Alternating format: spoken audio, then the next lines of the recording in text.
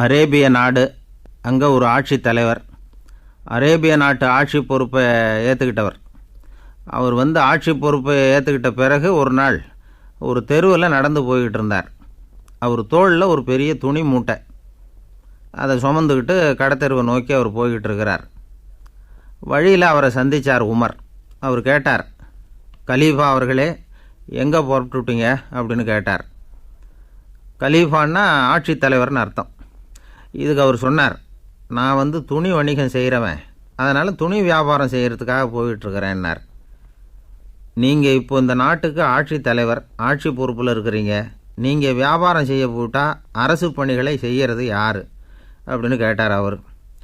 நான் அரசு பணிகளை மட்டுமே செஞ்சுக்கிட்டு இருந்தால் என் குடும்பத்தை காப்பாற்றுறது யார் அப்படின்னு கேட்டார் அவர்.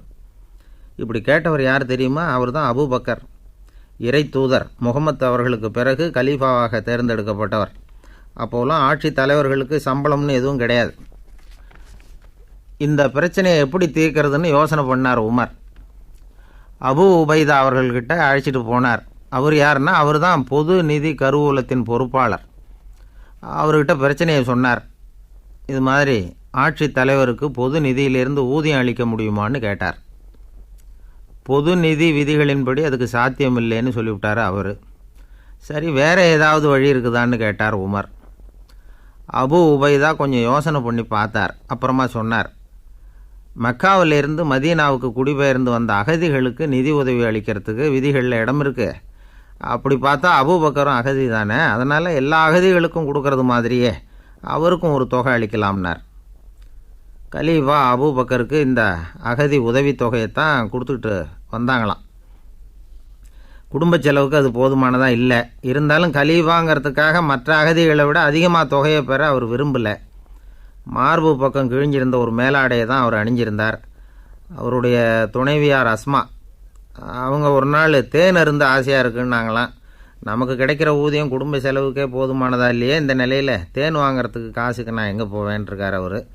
கொஞ்ச நாள் கழித்து அவங்க ஒரு தொகையை அவர்கிட்ட கொடுத்து தேன் வாங்கிட்டு வர சொன்னாங்களாம். இவருக்கு ஆச்சரியம், ஏது இந்த பணம்னு கேட்டிருக்காரு. நீங்கள் தினமும் குடும்ப செலவுக்காக கொடுத்துக்கிட்டு வந்த பணத்தில் கொஞ்சம் கொஞ்சமாக மிச்சப்படுத்தி வச்சேன்னாங்களாம். அபூபக்கர் அந்த பணத்தை எடுத்துக்கிட்டு நேராக பொது நிதி கருவூல பொறுப்பாளர்கிட்ட போனார். இந்த பணத்தை பொது நிதியில் சேர்த்துருங்க, இது அதிகப்படியாக எனக்கு தரப்பட்டு வந்த ஊதியம், அடுத்த மாதத்துலேருந்து இந்த தொகையை குறைச்சிங்கன்னு வேறு சொல்லிவிட்டாராம். பசியை தணிக்க தேவையான அளவு உணவு, ஒரு ஜோடி உடை, இதை தவிர கூடுதலாக மக்கள் பொது நிதியிலிருந்து வாங்கிக்கிறதுக்கு என் குடும்பத்தாருக்கு உரிமை இல்லை அப்படின்னு சொல்லி கண்டிப்பாக சொல்லிவிட்டாராம். அவர் வாங்கிட்டு வந்த அந்த குறைந்த ஊதியம் கூட அவர் மனசை உறுத்திக்கிட்டே இருந்தது. கடைசி நேரம் அவர் தம்முடைய மகள் ஆயிஷா அவர்களை அழைச்சார். மகளே, இதுவரைக்கும் பொது நிதியிலிருந்து நான் வாங்கிட்டு வந்த தொகை என்னுடைய இதயத்தில் பாரமாக அழுத்திக்கிட்டு இருக்கு. என் தோட்டத்தை விற்று அதில் வர்ற பணத்திலேருந்து நான் இதுவரைக்கும் வாங்கிட்டு வந்த ஊதிய தொகையை கணக்கு போட்டு பொது நிதியில் சேர்த்துடு அப்படின்னாராம். பதவி ஏற்கிறதுக்கு முன்னாடி தன்கிட்ட இருந்ததை விட இப்போ கூடுதலாக என்ன சொத்து இருக்குன்னு பார்த்துருக்கார். ஒரு ஒட்டகம், ஒரு கோப்பை, ஒரு பணியாள், இதையும் அடுத்தபடியாக கலீஃபாவா வர்றவர்கிட்ட ஒப்படைச்சிருங்க அப்படின்னு விட்டாராம். அதே மாதிரி அடுத்து வந்த உமர்கிட்ட ஒப்படைச்சாங்க. அப்போ உமர் சொன்னாராம், அபூபக்கரே, இந்த முன்மாதிரியால் உங்களுக்கு பிறகு இந்த ஆட்சி பொறுப்பை ஏற்கிறவர்களை பெரும் நெருக்கடிக்கு ஆளாகி விட்டீங்க அப்படின்னு சொல்லி ரொம்ப கண் கலங்கினாராம். கடைசியாக அபூபக்கர் தன்னுடைய குடும்பத்தாருக்கு விட்டு சென்ற சொத்து ஒரு படுக்கை விரிப்பு, ஒரு போர்வை, அவ்வளவுதான். இது சிந்திக்க வேண்டிய ஒரு செய்தி. ஒரு ஊரில் ஒரு மன்னர் இருந்தாராம். அமைச்சர் அவர்கிட்ட சொன்னாராம், மன்னா, நம்ம ராஜ்யத்தில் இனிமே லஞ்ச ஊழலே இருக்காதுன்னாராம். ஆஹா, அப்படின்னா ஊழல் பேர் வழிகளையெல்லாம் நாடு கடத்தியாச்சா அப்படின்னு கேட்டிருக்கார் மன்னர். இதுக்கு அவர், அப்படி இல்லைங்க, இனிமேல் கொடுக்கறதுக்கு ஜனங்கள்கிட்ட பணமே இல்லை அப்படின்னாராம். இந்த உலகத்தில் எல்லாருக்கும் மகிழ்ச்சி தரக்கூடிய ஒரு பொருள் எது? இது ஒரு முக்கியமான கேள்வி. இந்த கேள்விக்கு பொருத்தமான ஒரு பதிலை உங்களால் சொல்ல முடியுமா? அதாவது கொஞ்சம் யோசித்து பார்த்தா பணம்னு சொல்லலாமா? இப்போ கையில் காசு இல்லாதவங்ககிட்ட ஒரு 10 ரூபாயை கொடுத்தா அது அவனுக்கு சந்தோஷத்தை கொடுக்கும். ஏற்கனவே வருமான வரி பிரச்சனையில் சிக்கி இருக்கிறவர்கிட்ட இன்னும் கொஞ்சம் பணம் இந்தாங்கன்னு சொல்லி கொடுத்தோம்னா அது அவருக்கு சங்கடத்தை தான் கொடுக்கும். அதனால் அந்த கேள்விக்கு பணங்கிறது பொருத்தமான பதிலாக இருக்க முடியாது. கேள்வி என்னன்னா, இந்த உலகத்தில் எல்லாருக்கும் மகிழ்ச்சி தரக்கூடிய ஒரு பொருள் எது? சரி, இனிப்புன்னு சொல்லலாமா? ஏன்னா எல்லாருக்கும் இனிக்க தானே செய்யும். அதுலேயும் ஒரு சிக்கல் இருக்குது. சர்க்கரை வியாதிக்காரங்களுக்கு அது என்ன சந்தோஷத்தையாக கொடுக்கும்? ஆக எல்லாருக்கும் வேறுபாடு எதுவும் இல்லாமல் மகிழ்ச்சியை கொடுக்கக்கூடியது வேறு ஏதோ ஒன்று இருக்குது. அது என்னன்னு கண்டுபிடிக்கணும். அதுதான் இன்றைக்கி தகவல். இப்போ அதை கண்டுபிடிக்கணும்னா இந்த கதையை கேட்கணும். அது என்ன கதைன்னா, ஒரு ஊரில் ஒரு ராஜா இருந்தார். அவருக்கும் இதே சந்தேகம் வந்துட்டுது. அதாவது எல்லாருக்கும் இன்பம் தரக்கூடிய பொருள் எது அப்படின்னு. இதுக்கு பதில் தெரிஞ்சுக்கிறதுக்கு ஆசைப்பட்டார். சரி, அதுக்கு என்ன செய்யலாம்னு யோசனை பண்ணார். நாட்டு மக்களுக்கு பகிரங்கமாக ஒரு அறிவிப்பு கொடுத்தார். நம்ம நாட்டு மக்கள் இன்பம் தரக்கூடிய பொருள் எதுன்னு நினைக்கிறாங்களோ அதை கொண்டுக்கிட்டு வந்து அரண்மனையில் உள்ள கண்காட்சி மண்டபத்தில் வைக்கலாம். அப்படி அவங்க வைக்கிற பொருள்களில் எது எல்லாருக்கும் இன்பம் தரக்கூடியதாக இருக்குமோ அதை வச்சவருக்கு 1000 பொற்காசுகள் பரிசு அப்படின்னு அறிவிப்பு கொடுத்துட்டார். ஜனங்கள் இந்த அறிவிப்பை கேட்டாங்க. அதுக்கப்புறம் சும்மா இருப்பாங்களா? 1000 பொற்காசுன்னா சும்மாவா? அவங்க கையில் என்னென்ன கிடைச்சிதோ அதையெல்லாம் கொண்டாந்து அரண்மனை காட்சி மண்டபத்தில் வச்சுட்டாங்க. அதுக்கப்புறமா ராஜா அங்கே வந்தார். ஒவ்வொன்றா பார்த்துக்கிட்டே வந்தார். முதல்ல ஒரு குயில் இருந்தது, இனிமையாக பாடக்கூடிய குயில். இந்த குயிலோட இன்னிசை எல்லாருக்கும் இன்பம் தரக்கூடியது தான். இருந்தாலும் காது கேட்காதவங்களுக்கு இந்த இசை எப்படி இன்பம் தர முடியும்? அதனால் இது சரியில்லைன்னு விட்டார். அடுத்தபடியாக போனார். அங்கே என்ன வச்சுருக்குறாங்கன்னு பார்த்தா ஒரு அழகான மயில் அங்கே தோகை விரித்து ஆடிக்கிட்டு இருக்குது. இந்த மயிலோட ஆட்டம் மனசுக்கு இன்பம் தரக்கூடியது தான். இருந்தாலும் பார்வை இல்லாதவங்க இந்த ஆட்டத்தை பார்த்து ரசிக்க முடியுமா? முடியாது. அதனால் இதுவும் சரியில்லை அப்படின்னு சொல்லிவிட்டார். அதுக்கு அடுத்தபடியாக போனார். பல வகையான இனிப்பு பண்டங்களை வச்சுருந்தாங்க. பார்த்தார், வயசானவங்களுக்கும் நோயாளிகளுக்கும் இது இன்பம் தராது, துன்பம் தான் கொடுக்கும் அப்படின்னார். இப்படி ஒவ்வொன்றா பார்த்துக்கிட்டே போகிறார். அழகான மலர்கள், கனிகள், ஓவியங்கள் எதுவுமே பொருத்தமாக தெரியல. சகல பேருக்கும் இன்பம் தரக்கூடிய வகையில் எதுவும் இல்லை. கடைசியாக வந்தார். அங்கே ஒரு களிமண் பொம்மை இருந்தது. அது என்ன பொம்மை தெரியுமா? பசியால் வாடி இருக்கிற ஒருத்தருக்கு ஒரு அம்மா இனிமையாக பேசிக்கிட்டு சோறு போடுறது மாதிரி அந்த பொம்மையை செஞ்சுருந்தாங்க. அதுக்கு கீழே அன்பு அப்படின்னு எழுதியிருந்துதான். ராஜா பளிச்சுன்னு ஒரு முடிவுக்கு வந்தார். அந்த பொம்மையை செஞ்ச சிற்பியை வரவழைச்சார், பரிசு கொடுத்தார். அன்பு ஒன்று தான் எல்லாருக்கும் இன்பம் அளிக்கக்கூடிய பொருள். காது கேட்காதவங்களும் அதை கேட்க முடியும், பார்வை இல்லாதவங்களும் அதை பார்க்க முடியும், குழந்தைகளும் அதை உணர முடியும் அப்படின்னு அதுக்கு விளக்கம் கொடுத்தார் அந்த மன்னர். இந்த உலகத்தில் எல்லாருக்கும் மகிழ்ச்சி தரக்கூடிய ஒரு பொருள் அன்பு தான். அதை புரிஞ்சுக்கிட்டு தான் சில கணவன்மார்கள் மனைவி பேரில் ரொம்ப அன்பை காட்டிக்கிறது வழக்கம். ஒரு வீட்டு வாசப்படி பக்கமாக மழைக்கு ஒதுங்கினார் ஒருத்தர். மழை தூரிக்கிட்டு இருந்தது, இருட்டு நேரம். அந்த வீட்டில் இருந்தவர், இன்றைக்கி ராத்திரி வேணும்னா இங்கேயே தங்கிட்டு காலையில் போங்க அப்படின்னார். உடனே இவர் சொன்னார், ரொம்ப நன்றிங்க, ஒரு 10 நிமிஷத்தில் இதை வந்துவிடுறேன் அப்படின்னு சொல்லிவிட்டு எங்கேயோ ஓடினார். 10 நிமிஷம் கழித்து திரும்பி வந்தார். ஆமாம், எங்கே போயிட்டு வந்தீங்கன்னு கேட்டார் வீட்டில் இருந்தவர். நேராக எங்கள் வீட்டுக்கு போய் மனைவிக்கிட்ட இன்றைக்கி ராத்திரி இங்கேயே தங்கிக்கிறேன்னு சொல்லிவிட்டு வந்துட்டேன் அப்படின்னார் அவர். அன்பில் இது ஒரு ரகம். ஆசைப்படுறதில் தப்பு இல்லை, ஆனால் அந்த ஆசை தேவைக்கு தகுந்த மாதிரி இருக்கணும். தேவைக்கு மீறிய ஆசைகள் இருக்குது பாருங்கள், அது தேவையில்லை. இந்த கருத்தை வலியுறுத்தது மாதிரி ஒரு கதை உண்டு. தேவேந்திரனுக்கு திடீர்னு வீடு கட்டணும்னு ஒரு ஆசை வந்துதான். வீடுன்னா நாம் கட்டுற மாதிரி இல்லை. தேவேந்திரன் வீடுன்னா சும்மாவா? ஒரு பிரம்மாண்டமான அரண்மனை கட்டணும். அது மாதிரி இந்த 3 லோகத்துலேயும் ஒரு அரண்மனை கிடையாது அப்படின்னு எல்லாரும் சொல்லணும். இது அவனோட ஆசை. உடனே தேவ தச்சரான விஸ்வகர்மாவை கூப்பிட்டான், உத்தரவு போட்டான். விஸ்வகர்மா தன்னுடைய உதவியாளர்களை எல்லாம் கூப்பிட்டு ஒன்றா சேர்த்துக்கிட்டார். படாத பாடுபட்டு ஒரு பெரிய அரண்மனையை கட்டி முடித்தார். கட்டி முடிக்க 1000 வருஷம் ஆச்சு. தேவேந்திரன் பார்க்குறான். அவனுக்கு திருப்தி ஏற்படலை. என்னுடைய அந்தஸ்துக்கு இது ரொம்ப சாதாரணமான கட்டிடம், இதை விட இன்னும் பெருசாக கட்டு அப்படின்னா. தேவ தச்சர் திணறி போயிட்டார். அவரால் அதுக்கு மேலே எதுவும் செய்ய முடியல. என்ன பண்ணுறதுன்னு யோசனை பண்ணார். நேராக நாரதர் காலில் போய் விழுந்தார். நீங்கள் தான் என்னை இந்த பிரச்சனையிலேருந்து காப்பாற்றணும்னார். நாரதர் யோசனை பண்ணார். சரி, கவலைப்படாதேன்னார். நேராக இந்திரன்கிட்ட போனார். இந்திரன் நாரதரை பார்த்த உடனே வாங்கன்னு கூட்டிகிட்டு போய் அரண்மனையை காட்டினான். இது மாதிரி ஒரு அரண்மனையை நீங்கள் வேறு எங்கேயாவது பார்த்துருக்குறீங்களா அப்படின்னு ரொம்ப பெருமையாக கேட்டான். நான் பார்த்ததில்லை, ஆனால் என்னை விட வயசில் மூத்தவர் மகரிஷி லோமேசர், அவர் ஒரு வேளை பார்த்துருக்கிறாரா என்னமோ அப்படின்னார்.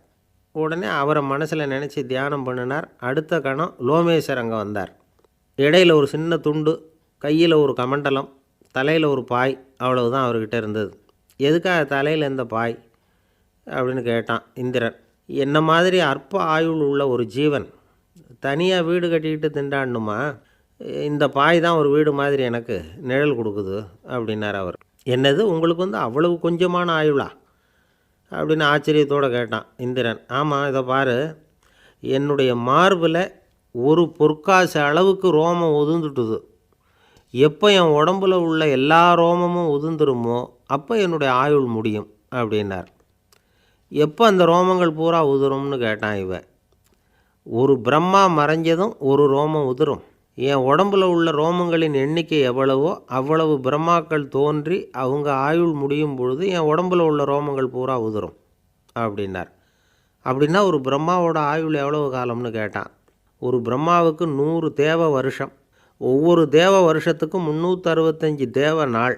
ஒவ்வொரு தேவ நாள்லேயும் ஒன்றை மாதிரி 14 இந்திரர்கள் தோன்றி மறைகிறாங்க அப்படின்னு மகரிஷி லோமேசர் சொல்கிறார். இதை கேட்டதும் இந்திரன் ஆடி போயிட்டான். அவ்வளவு ஆயுள் உள்ள இவரே அற்ப ஆயுள்னு சொல்கிறார். நான் என்னுடைய ஆயுளை பெருசாக நினச்சிக்கிட்டு பிரம்மாண்டமான அரண்மனை கட்டணும்னு ஆசைப்படுறேனே அப்படின்னு நினச்சான். எனக்கு வீடு கட்டின வரைக்கும் போதும்னு விட்டான். அதனால் நாமெல்லாம் நம்முடைய தேவைக்கு தகுந்த மாதிரி ஆசைப்படுறது தான் நியாயம். ஆனால் அப்படியே நடந்துக்கிறோம். மனுஷன் கடவுளையே ஏமாற்றி காசு வாங்கிறதுக்குள்ள ஆசைப்படுறான். ஒருத்தன் கடவுளை நினச்சி தவம் இருந்தான். கடவுள் நேரில் வந்தார். தேவலோகத்தில் ரூபாய்க்கெல்லாம் என்ன மதிப்புன்னு கேட்டான். அங்கெல்லாம் ரூபாய்ங்கிறது உங்கள் பணத்தில் 1 கோடி ரூபாய்க்கு சமம். அதாவது தேவலோகத்தில் 1 ரூபான்னா இங்கே 1 கோடி ரூபா. அது மாதிரி எங்களுக்கு ஒரு நாளுங்கிறது உங்கள் கணக்கில் 1 கோடி வருஷத்துக்கு சமம் அப்படின்னார் கடவுள். அப்படின்னா எனக்கு நீங்கள் அதிகமாக எதுவும் தர வேணாம், உங்கள் கணக்குப்படி ஒரே 1 ரூபா கொடுங்க, அது போதும்னா இவன் ரொம்ப சாமர்த்தியமாக. கடவுள் யோசனை பண்ணார். அது ஒன்றும் கஷ்டம் இல்லை, 1 ரூபா தானே கேட்குற, கொடுத்துட்றேன். ஆனால் இப்போ வரும்பொழுது நான் எடுத்துக்கிட்டு வரல, எங்கள் கணக்குப்படியே 1 நாள் பொறுத்துக்க பணத்தோடு வந்துடுறேன் அப்படின்னு சொல்லிவிட்டு பறந்து போயிட்டார். ஒரு நாள் ஒரு தகப்பனார் தன்னுடைய பிள்ளையை அழைச்சிக்கிட்டு வந்தார்.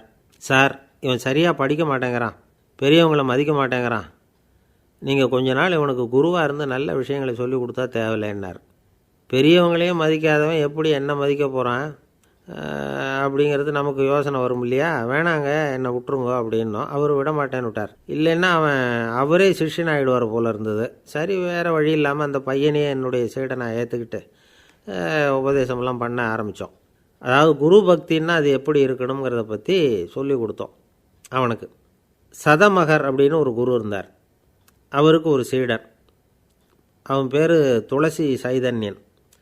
நைஷ்டிக பிரம்மச்சாரி. தன்னுடைய குருவுக்கு எந்த நேரத்தில் எது தேவைங்கிறத புரிஞ்சுக்கிட்டு சேவை செய்கிறவன். ஆனால் இவனை பற்றி மற்ற சீடர்களுக்கு பொறாமை வந்துட்டுது.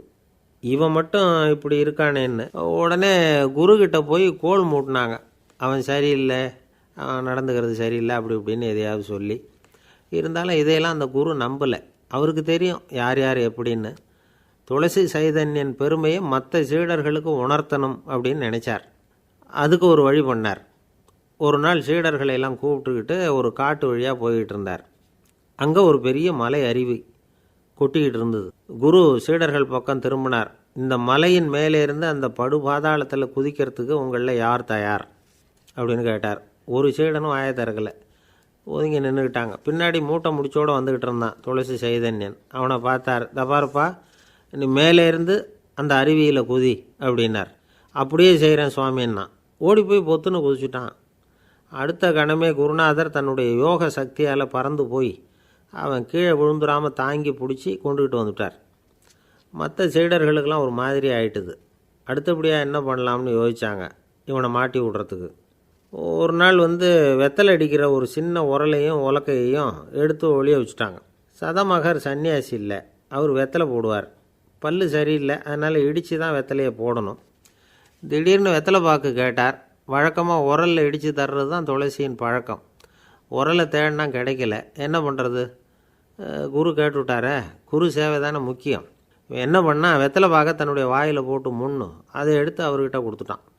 குரு எதையோ படிச்சுக்கிட்டே அதை வாங்கி வாயில் போட்டுக்கிட்டார். துளசி இன்றைக்கி தாம்பூலம் நல்லா இடிக்கப்பட்டிருக்கு, ருசியாக வேறு இருக்குது, அதை இடித்த பாத்திரத்தை என் கண்ணால் பார்க்கணும்னு ஆசையாக இருக்குன்னு விட்டார். அதை மட்டும் அனுப்பி போய் நீ வர வேண்டான்னு வேற சொல்லிவிட்டார். இதை கேட்டதும் துளசி தவிச்சு போயிட்டான். இவன் போகாமல் எப்படி வாயை மட்டும் அனுப்பி வைக்க முடியும்? இவன் தவிக்கிறத பார்த்ததும் மற்ற சீடர்களுக்கெல்லாம் மனசுக்குள்ளே ரொம்ப சந்தோஷம். துளசி கொஞ்சமும் யோசிக்கலை. வாழை எடுத்தான், தன்னுடைய தலையவே அப்படியே அறுத்து வெட்டி எடுத்தான். இன்னொரு சீடங்கிட்ட கொடுத்துட்டான், எடுத்துகிட்டு போன்னு சொல்லி. கொண்டுட்டு போய் குரு முன்னாடி வைக்கிறாங்க. அந்த தலையில் வாய் திறந்துருக்கு, வெத்தலை போட்டு முன்னு இருந்தது, தெரிஞ்சு போச்சு, சிவப்பாக இருந்தது. அவனுடைய குரு பக்தியை இப்போ எல்லாரும் ஒத்துக்கிட்டாங்க. அதுக்கப்புறம் குரு சதமகர் தன்னுடைய அற்புத திறமையினால் அந்த தலையை மறுபடியும் ஒட்ட வச்சுட்டார். துளசிக்கு உயிர் வந்துட்டுது. இப்படி ஒரு பெரிய கதை உண்டு. அதாவது துளசி சைதன்யன் அவனுடைய குரு பக்தி எப்படி அப்படின்னு கேட்டோம். ரொம்ப அபாரம் அப்படின்னு அந்த பையன் அடக்கமாக, சும்மா விளையாட்டுக்காக தான் அப்படி அவங்ககிட்ட கேட்டோம். ஏன்பா உன்னுடைய குரு பக்தியை என்கிட்ட காட்டுறதுக்கு உன்னோட கழுத்தை நீயே அறுக்கணும்னு நான் சொன்னால் அதை நீ செய்வியா அப்படின்னு கேட்டோம். என்னுடைய கழுத்தை நானே அறுக்க வேண்டிய அவசியம் இல்லை சார் அப்படின்னா அவன். ஏண்டான்னு, அதே காரியத்தை தான் இனிமேல் நீங்கள் தினமும் செய்ய போகிறீங்களே சார் அப்படிங்கிறான். ஒருத்தர் ரொம்பவும் மகிழ்ச்சியாக வந்துக்கிட்டு இருந்தார். என்ன விஷயம்னு விசாரித்தேன். நான் தோற்று போயிட்டேன், அதுதான் மனசுக்கு மகிழ்ச்சியாக இருக்குது அப்படின்னார். எனக்கு இது ரொம்ப ஆச்சரியமாக போச்சு. இந்த உலகத்தில் தோற்று போகிறவங்க யாரும் மகிழ்ச்சியாக இருக்கிறதில்ல. அப்படி இருக்கிறப்ப இவர் இப்படி சொல்கிறாரே, எங்கே தோற்று போனீங்கன்னு கேட்டேன். அதுக்கப்புறம் தான் அவர் விவரமாக சொன்னார். என்னோட 5 வயசு குழந்தையோடு நான் விளையாடிக்கிட்டு இருந்தேன். அந்த விளையாட்டில் என் குழந்தை ஜெயிச்சு விட்டுது, நான் தோற்று போயிட்டேன் அப்படின்னார் ரொம்ப உற்சாகமாக. நான் யோசித்து பார்த்தேன். அதாவது நாம் சின்ன குழந்தையாக இருக்கிறப்போ எந்த விளையாட்டில் கலந்துக்கிட்டாலும் அதில் நாம் தான் ஜெயிக்கணும்னு ஒரு வெறி நமக்குள்ளே இருக்கும். நம்மளை எதிர்த்து விளையாடுறவர் நல்லவரா கெட்டவரா, பெரியவரா சின்னவரா அப்படிங்கிறதெல்லாம் முக்கியம் கிடையாது. அவர் தோற்று போகணும், நாம் ஜெயிக்கணும், அதுதான் முக்கியம். எதிரியை சந்தோஷப்படுத்த விளையாடுகிற கலை அப்போ நமக்கு தெரியறதில்ல. வாழ்க்கையில் ஒரு பக்குவம் வந்ததுக்கு அப்புறம் வெற்றி பெறணுங்கிற மன அழுத்தம் போயிடுது. போட்டியில் ஜெயிக்கணுங்கிறத விட குழந்தையை சந்தோஷப்படுத்தணுங்கிறது முக்கியமாக போச்சு. ஜெயிக்கணுங்கிற வெறி ஓடி போட்டுது. ஒரு குழந்தையாக இருந்தப்போ நம்ம வளர்ச்சிக்கு உதவிய வெறி பெரியவனானதுக்கு பிறகு நமக்கு எதிரியாக மாறுது. அதை சரியான சமயத்தில் நாம் புரிஞ்சுக்கிட்டோம்னா போதும், நாம் பொழைச்சிக்கலாம். ஒவ்வொரு மனுஷனுமே வாழ்க்கையோட அடுத்த கட்ட வளர்ச்சியில் அடி எடுத்து வைக்கிற நேரத்தில் தன்கிட்ட இருந்து ஏதோ ஒரு குணத்தை அல்லது தன் குணம் இருந்த ஏதோ ஒரு உறவை நாம் இழக்கத்தான் வேண்டியிருக்குது. ஒரு கட்டம் வரைக்கும் உதவியாக இருந்த குணம் அடுத்த கட்டத்துக்கு தடையாக கூட மாறிடலாம். இந்த பரிமாண மாற்றத்துக்கு உள்ளாகிற ஒவ்வொருத்தரும் பிரத்யட்சமாக இதை உணர்றாங்க. ஆனால் பல பேர் எப்படின்னா பழசை திறந்துவிட்டு புதிய கொள்கைகளை உருவாக்கிக்கிறதுக்கு இஷ்டம் இல்லாமல் இருந்துடுறாங்க, அல்லது அப்படி செய்ய முடியாமல் தவிக்கிறாங்க. இதையெல்லாம் மீறி அந்த பழசை திறந்துட்டா அதை இழந்ததால் உண்டாகிற மன அழுத்தம் சில காலத்துக்கு வருத்திக்கிட்டு தான் இருக்கும், வேறு வழி இல்லை.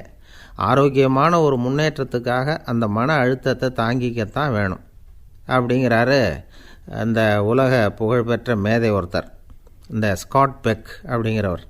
பிறந்த நாள் முதல் இதுதான் சரி அப்படின்னு கற்பிக்கப்பட்டு வந்த ஒவ்வொரு தத்துவத்தையும் தங்களுடைய வளர்ச்சிக்கு தகுந்த மாதிரி மாற்றி அர்த்தப்படுத்தி கொள்ள முடியாமல் வாழ்க்கை சூழலில் அப்படியே அரைப்பட்டு தூளாகிறவர்கள் தான் ரொம்ப தவிக்கிறாங்களாம். இதுதான் அவருடைய கருத்து. பெரும்பாலும் மனிதர்களுடைய நடுத்தர வயசில், அதாவது 30 தாண்டுகிற சமயத்தில் தான் இந்த தவிப்பு உண்டாகுதான். இதை தான் மேற்கத்திய நாடுகளில் அடிக்கடி மிட் லைஃப் கிரைசிஸ் அப்படின்னு சொல்கிறாங்க. அப்பப்போ பழசையெல்லாம் தொலைச்சி விட்டு புதுசாக பிறக்கிறதுக்கு கற்றுக்கணும். ஒவ்வொரு நிமிஷத்தையும் அந்த நிமிஷத்துக்கு ஏற்ற சித்தாந்தம் கொண்டவர்களாக சந்திப்போம் அப்படிங்கிறார் அந்த உளவியல் நிபுணர். இப்படி பழகிக்கிட்டால் வாழ்க்கை இன்பமயம், இல்லைன்னா தவிப்பு மயம்தான். பழசை தொலைக்க முடியாதவர்களில் எத்தனையோ பேர் உண்டு, எத்தனையோ ரகம் உண்டு. அதில் வேடிக்கையான நண்பர்களும் உண்டு. ஒருத்தர் நண்பர் வீட்டுக்கு போனார். அவர் ஏதோ இனிப்பு பலகாரம் கொடுத்து சாப்பிட சொல்லியிருக்கிறாங்க அவங்க வீட்டில். இவர் சாப்பிட்டு பார்த்துட்டு சொன்னாராம், சார் 6 மாதத்துக்கு முன்னாடி ஒரு தடவை இங்கே வந்தேன், அப்போது ஒரு இனிப்பு பலகாரம் கொடுத்தீங்க, அது இதை விட நல்லா இருந்தது சார் அப்படின்னாராம். அப்போ செஞ்ச அதே இனிப்பு பலகாரம் தான் சார் இதுவும் அப்படின்னாராம் அவர். இயேசுநாதர்கிட்ட ஒருத்தர் கேட்டாராம், இயேசுவே என்னை எவ்வளவு நேசிக்கிறீர்கள் அப்படின்னு. அவர் தன்னுடைய 2 கைகளையும் அகல விரித்து இவ்வளவு என்று சொல்லி சிலுவையில் உயிர் நீத்தார் அப்படின்னு சொல்லுவாங்க. அதாவது அந்த நேசிப்புக்கு எல்லை கிடையாது, அதே போல் மன்னிப்புக்கும் எல்லை கிடையாது. இது இயேசுநாதர் சொல்லி கொடுத்த ஒரு பாடம். இயேசுனுடைய சீடர்களில் ஒருத்தன் பீட்டர், அவன் ஒரு நாள் இயேசுநாதர்கிட்ட கேட்டிருக்கான், இயேசுவே, நான் என்னுடைய தம்பிக்கிட்ட அடிக்கடி சண்டை போட்டுக்கிட்டு இருக்கிறேன், என்னுடைய சகோதரன் கூட. அவனை நான் எத்தனை தடவை மன்னிக்கிறது? ஏற்கனவே 7 தடவை அவனை மன்னிச்சுட்டேன் அப்படின்னு சொல்லியிருக்கிறான். அப்போது இயேசு சொன்னாராம், மன்னிக்கிறதுக்கு எத்தனை தடவைங்கிற கணக்கெல்லாம் கிடையாது. எத்தனை தடவை உன்னுடைய சகோதரன் உன்னை கோபப்படுத்துகிறானோ அத்தனை தடவை நீ மன்னிக்கிறதுக்கும் தயாராக இருக்கணும், அதுதான் அப்படின்னு சொன்னாராம். அப்போ இவனுக்கு ஒன்றும் புரியல, இது என்ன அவன் தப்பு பண்ணிக்கிட்டே இருப்பான், நாம் மன்னிச்சுக்கிட்டே இருக்கிறதா அப்படிங்கிறது மாதிரி குழப்பமாக இருந்திருக்கிறான். அப்போது இயேசுநாதர் தன்னுடைய சீடன் பீட்டர்கிட்ட ஒரு கதை சொன்னாராம். அந்த கதை இன்றைக்கு நாம் எல்லாரும் சிந்தித்து பார்க்க வேண்டிய ஒரு கதை. அதாவது மன்னிப்பை விரும்புகிறவர்கள் மன்னிக்கவும் தயாராக இருக்க வேண்டும் அப்படிங்கிறது தான் அந்த கதையினுடைய தத்துவம். அந்த இயேசுநாதர் சொன்ன கதை என்னென்னா, ஒரு மன்னர் இருந்தார். அவர் ஒரு நாள் அரண்மனையில் உட்காந்து கணக்கு வழக்குகள்லாம் பார்த்துக்கிட்டு இருந்தார். நம்ம அரண்மனையிலேருந்து யார் யார் அரசாங்க கடன் வாங்கியிருக்கிறாங்க, யார் யார் திருப்பி செலுத்தியிருக்கிறாங்க அப்படிங்கிற விவரத்தையெல்லாம் பார்த்துக்கிட்டு இருந்தார். அப்போ தான் புரிஞ்சுது, அந்த அரண்மனையில் வேலை செய்கிற ஒருத்தனே அரசாங்க கடன் வாங்கியிருக்கிறான். எவ்வளவு? 10,000 பொற்காசுகள் வாங்கியிருக்கான் கடன். இந்த 10,000 பொற்காசுகளை திருப்பி செலுத்தலை அரசாங்கத்துக்கு. இது மன்னர் கவனத்துக்கு வந்தது. உடனே நம்ம அரண்மனையில் இருக்கிறவனே அரசு கடன் வாங்கி திருப்பி செலுத்தாமல் இருக்கான், அவனை கூப்பிட்டு வாங்கன்னு சொல்லி கூப்பிட்டுட்டு வந்தாங்களாம். விசாரிச்சிருக்கிறாங்க, என்னப்பா நீ எவ்வளோ ஒன்று? ஆமாங்க, 10,000 பொற்காசுகள் வாங்கியிருக்கிறேன், இன்னும் திருப்பி கட்டலைன்றிருக்கான். உடனே அவர் மன்னர் சொல்லியிருக்கிறார், நம்ம சட்டத்திட்டப்படி நீ உடனே பணத்தை திருப்பி கட்டிடு. அப்படி உன்னால் கட்ட முடியலன்னா உன்னுடைய வீடு வாசல் சொத்து சுகம் எல்லாத்தையும் விற்று அந்த பணத்தை அரசு கருவூலத்தில் சேர்த்துக்கிறதுக்கு நானே ஏற்பாடு பண்ணிடுறேன் அப்படின்னு அந்த மன்னர் சொன்னாராம். இவன் அப்படியே அதிர்ச்சி ஆகிட்டான், அப்படியே பொத்துன்னு காலில் விழுந்தானா. மன்னா, என்னை மன்னிச்சுங்க, என்னால் முடியல, எனக்கு மன்னிப்பு கொடுங்க அப்படின்ட்டுருக்கான். உடனே அவர் எழுந்திரிச்சு, சரி நீ மன்னிப்பு கேட்டுவிட்ட, அதனால் உன்னை மன்னிக்கிறேன், நீ பணம் கட்ட வேண்டாம் அப்படின்னு சொல்லி அந்த மன்னர் அவனை விட்டுட்டாராம். பணத்தையும் தள்ளுபடி போட்டார், நீ திருப்பி கட்ட வேண்டான்னு. இவனுக்கு ரொம்ப மகிழ்ச்சி, அதனால் ரொம்ப உல்லாசமாக வந்துக்கிட்டு இருக்கிறான். தெருவில் வந்துக்கிட்டு இருக்கிறப்ப இவங்கிட்ட கடன் வாங்கின ஒருத்தன் எதுக்கு வந்துக்கிட்டு இருக்கான். அவன் இவங்கிட்ட ஒரு 100 பொற்காசுகள் கடன் வாங்கியிருக்கான். அவன் வந்தான், இவன் போய் அவன் சாட்டையாக பிடிச்சிக்கிட்டான், நீ எப்படா என் கடனை திருப்பி கொடுக்க போகிறேன்னு. அவன் இப்போ முடியல, கொஞ்சம் பொறுத்துக்கா, அப்புறம் தரேன் இருக்கான். அதெல்லாம் முடியாது, நீ கொடுத்து தான் ஆகணும் அப்படின்னு இவன் புடிவமாக சொல்கிறான். இப்போ நிலைமையை பாருங்கள், இவன் ஏற்கனவே 10,000 பொற்காசுகள் அரசாங்கத்தில் கடன் வாங்கினா அதுக்கு மன்னிச்சு விட்டுட்டார் இவனை.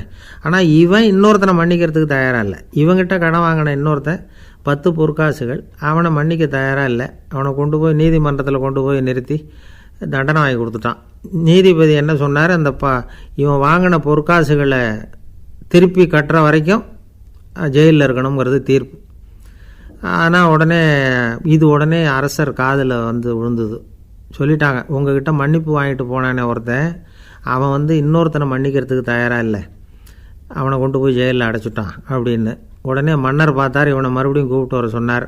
தபாரப்பா, நான் உன்னை மன்னிச்சு விட்டேன், ஆனால் நீ இன்னொருத்தனை மன்னிக்கிறதுக்கு தயாராக இல்லை, அதனால் என்னுடைய தீர்ப்பையும் மாற்றுறேன், நீயும் அரசு கடன் தீர்ற வரைக்கும் ஜெயிலில் தான் இருக்கணும் அப்படின்னு சொல்லி ஜெயிலுக்கு அனுப்பிச்சிட்டாராம்.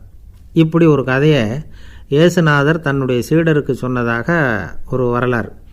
அது என்ன, அதிலேருந்து நாம் புரிந்து கொள்ள வேண்டியதுன்னா, நாம் மன்னிக்கப்படணும்னு நாம் விரும்புகிறோம்னா நாம் இன்னொருத்தரை மன்னிக்கிறதுக்கு தயாராக இருக்கணும். அதனால் நாம் இன்னொருத்தரை யாரையும் மன்னிக்க மாட்டோம், ஆனால் என்ன இன்னொருத்தர் மன்னிக்கணும் அப்படிங்கிறது மாதிரி செய்யக்கூடாதுன்னு சொல்லுவாங்க. அது மாதிரி நாம் இப்போ இது தப்பாக புரிஞ்சுக்கிறவங்களும் இருக்கிறாங்க. பாவம் மன்னிப்புங்கிறதுலாம் எதுக்குன்னா, அதாவது மறுபடியும் பாவம் செய்யாமல் இருக்கிறதுக்காக தான். அதான் மன்னிக்கிறாரே அப்படிங்கிறதுக்காக மறுபடியும் பாவம் பண்ணிகிட்டு இருக்கிறது இல்லை. அதான் ஒருத்தர் கேட்டாராம், பாவத்திலேருந்து மன்னிப்பு கிடைக்கணும்னா நீ என்ன செய்யணும் அப்படின்னு கேட்டிருக்கார். அதுக்கு அவன் சொல்லியிருக்கிறான், நான் முதல்ல பாவம் செய்யணும், அப்போ தானே மன்னிப்பு கிடைக்கும் அப்படின்னு நானாம். இப்படிப்பட்டவர்கள் தான் இன்றைக்கி உலகத்தில் அதிகமாக இருக்கிறாங்க. அதனால் இந்த மன்னிப்பின் மகத்துவங்கிறது இயேசுநாதர்கிட்டேருந்து தான் நாம் புரிஞ்சுக்கணும். அந்த இயேசு சொன்ன அந்த மன்னிக்கிற மனோபாவம் இருந்தால் இன்றைக்கி உலகம் பூராவும் அமைதி பூங்காவாக இருக்கும். அதில் ஒன்றும் ஆச்சரியமே இல்லை, அதில் ஒன்றும் சந்தேகமும் இல்லை. அதனால் மன்னிக்கிற மனோபாவத்தை நாம் எல்லாரும் நமக்குள்ளே வளர்த்து கொள்ள வேண்டும் அப்படிங்கிறது தான் நாம் இன்றைக்கு எல்லோரும் சிந்தித்து பார்க்க வேண்டிய ஒரு செய்தி. ஒரு வயசான அம்மா தெரு வழியாக போயிட்டு இருந்தாங்க. அவங்க கையில் எண்ணத்தையோ வச்சுக்கிட்டு அதை அடிக்கடி பார்த்துக்கிட்டே இருந்தாங்க. ஒருத்தன் மெதுவாக அவங்கக்கிட்ட போய் கையில் இருக்கிறது என்ன அப்படின்னு எட்டி பார்த்தா அவங்க கையில் 4 பல் இருந்துதான். இவன் ஆச்சரியமாக அந்த அம்மாவை பார்த்தான். ஏம்மா உனக்கு என்ன பைத்தியமா, ஏது இந்த பல், இதை என்னத்துக்காக கையில் வச்சுக்கிட்டு அலைஞ்சிக்கிட்டு இருக்கிற அப்படின்னு கேட்டிருக்கான். அதுக்கு அந்த அம்மா விவரம் சொல்ல ஆரம்பித்தாங்களாம். இதை பாருப்பா, எனக்கு ஒரு மகன் இருந்தான், அவனை ரொம்ப செல்லமாக வளர்த்தேன். அவனை தரையிலே நடக்க விடுறதில்ல, எப்பவும் தூக்கி வச்சுக்கிட்டு இருப்பேன். அவன் நல்லா பெரியவனாகி பள்ளிக்கூடம் போகிறப்ப கூட அவன் புஸ்தக மூட்டையை நான் தான் சுமந்துக்கிட்டு போவேன். பார்க்குறவங்க கூட கேலி பண்ணுவாங்க, ஏம்மா படிக்க போகிறது நீயா உன் பிள்ளையான்னு கேட்பாங்க. அவன் இன்றைக்கி எவ்வளவோ பெரிய மனுஷன் ஆகிட்டான், வெளிநாட்டில் பெரிய உத்தியோகத்தில் இருக்கான். சமீபத்தில் இங்கே வந்துட்டு போனான். ஒரு நாள் ஏதோ கோபத்தில் என்னை அரைஞ்சுட்டான். அப்போ இந்த 4 பல்லும் கீழே விழுந்துட்டுது. இன்னமும் கூட விழுந்திருக்கும், ஆனால் பல்லு தான் இல்லை. என் புள்ள அரைஞ்சதுனால விழுந்த பல்லு இல்லையா அது, அதனால் இதை எப்பவும் என் கையிலே வச்சுக்கிட்டு ஆசையோடு பார்த்துக்கிட்டு இருக்கிறேன். அவன் தான் வெளிநாட்டுக்கு போட்டான், அவனை பார்க்க முடியாத ஏக்கத்தை நான் இந்த பல்லை பார்த்து போக்கிக்கிறேன் அப்படின்னு நாங்களாம் அந்த அம்மா. இந்த கதை எதுக்காகன்னா, தாய் அன்பு அப்படிங்கிறது எப்படிப்பட்டதுங்கிறத புரிஞ்சுக்கிறதுக்காக.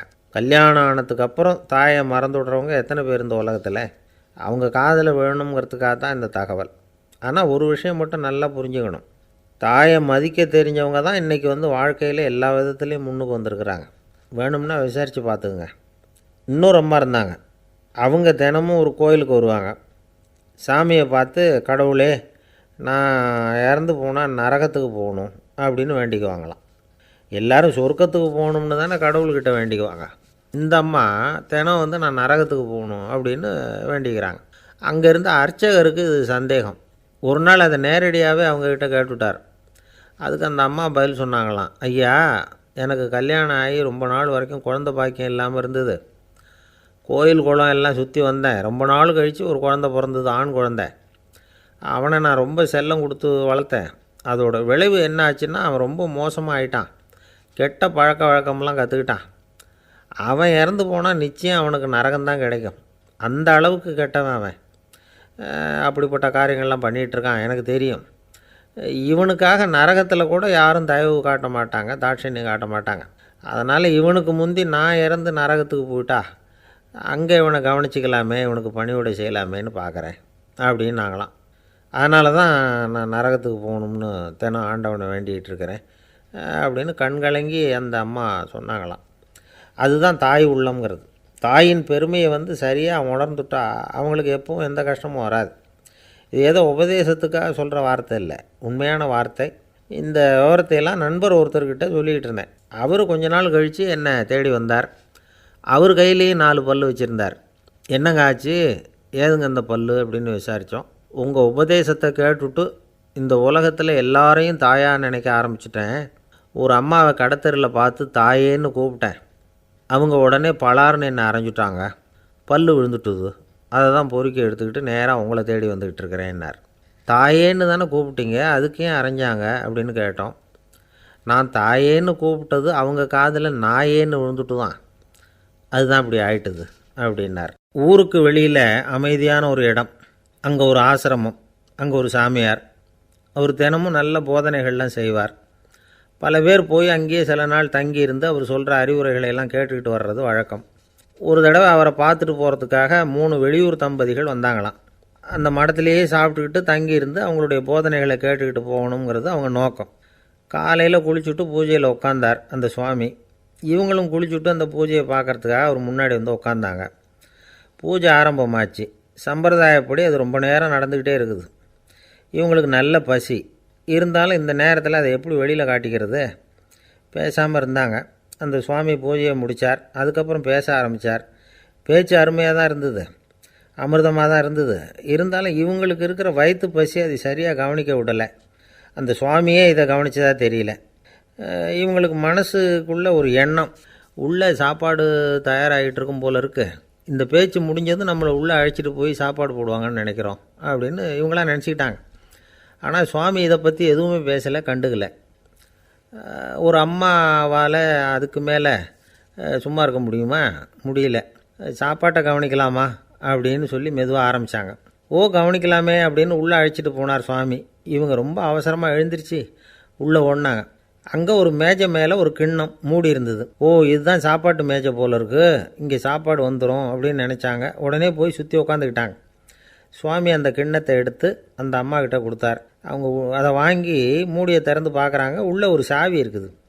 ஓ சரிதான், இது சமையலறை சாவி போல் இருக்கு, அங்கே போய் அதை திறந்து சாப்பாட்டை நாமே எடுத்துக்கிட்டு வந்து இங்கே வச்சுக்கிட்டு சாப்பிட்ணும் போல் இருக்குது அப்படின்னு நினச்சாங்க. சாவி இருக்கு இல்லையா, வாங்க பூட்டு நிறையா காட்டுறேன் அப்படின்னு சுவாமி அவங்கள அழைச்சிட்டு போனார், காட்டினார். இவங்க அந்த அறையை ரொம்ப ஆவலோடு திறந்தாங்க. உள்ளே பார்த்தா அங்கே அரிசி, பருப்பு, விதவிதமான காய்கறி எல்லாம் இருக்குது. சமையலுக்கு வேண்டிய மிளகாய், எண்ணெய், பால், தயிர், நெய் இப்படி எல்லாமே இருக்குது. அடுப்பு, விறகு, நெருப்பு போட்டி அது கூட அங்கே இருக்குது. சாப்பாடு தயாராக இருக்கும்னு நினச்சிக்கிட்டு போனால் இப்படி இருக்குதே அப்படின்னு சொல்லி அதை பார்த்ததும் ரொம்ப சோர்ந்து போட்டாங்க அவங்க. சுவாமி, என்ன இது சாப்பாடு இல்லையா அப்படின்னாங்க. அதுதான் சாப்பாட்டுக்கு வேண்டிய எல்லாம் இங்கே இருக்குதே, அடுப்பு மூட்டி நீங்கள் தான் அவங்கவுங்க ருசிக்கு தகுந்த மாதிரி சமைச்சிக்கணும். இந்த சன்னியாசிக்கு எப்படி சமைக்க தெரியும் அப்படின்னு கேட்டார் சுவாமி. சாப்பாடு தயாராக இருக்கும்னு நாங்கள் எதிர்பார்த்தோம் அப்படின்னாங்க. நீங்கள் இப்படி சொல்லுவீங்கன்னு நானும் எதிர்பார்த்தேன். இது வரைக்கும் நான் எவ்வளவோ தத்துவம்லாம் எடுத்து சொன்னேன். எல்லாத்தையும் விட இதுதான் அனுபவபூர்வமான தத்துவம். ஆண்டவன் நமக்கு நல்ல மனசை கொடுத்துருக்குறான், நல்ல வாய்ப்புகளையும் தந்திருக்கிறான், அதையெல்லாம் பயன்படுத்திக்கக்கூடிய மூளையையும் சிந்தனையையும் கொடுத்துருக்குறான்.